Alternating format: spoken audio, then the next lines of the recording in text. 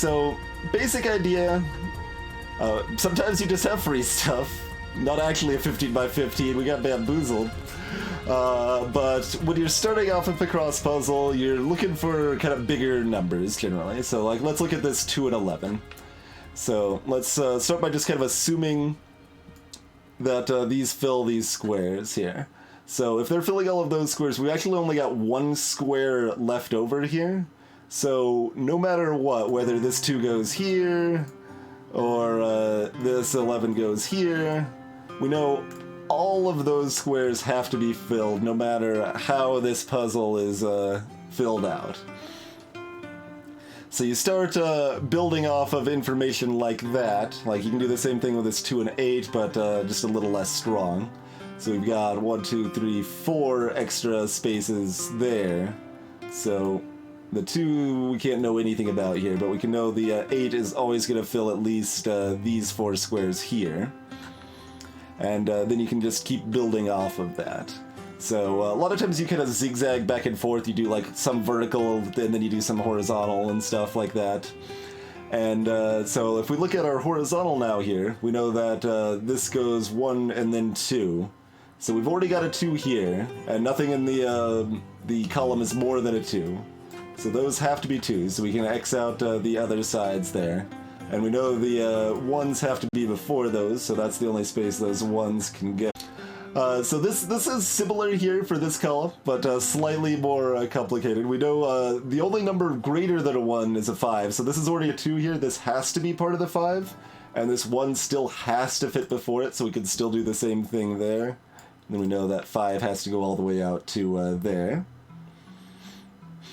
I've watched multiple streams at once sometimes as well. We know in this column here, everything is a 1, so that has to be a 1. We can X that out.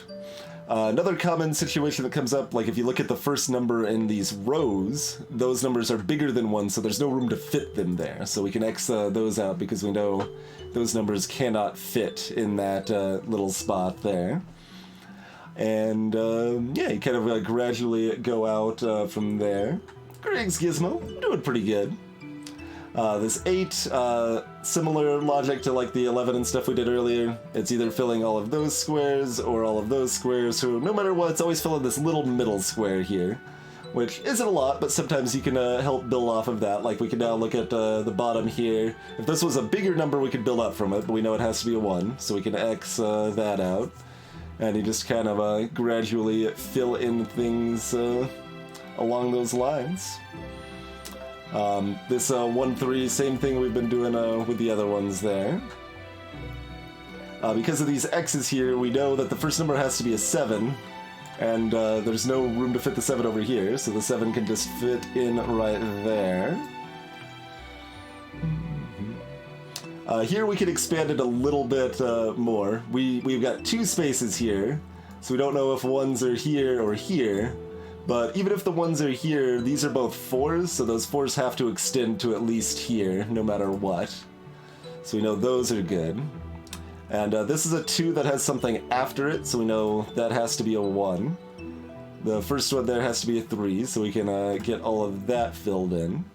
And once again, we know that has to be a 2, so we can kill that.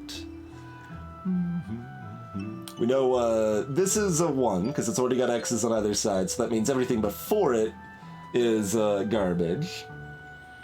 Probably the next useful place to look at is the 7 row here. We've already got 4 filled in here, so we know that that's the only number in the row, so whether it extends 3 out there, 3 out there, those all can be X'd out.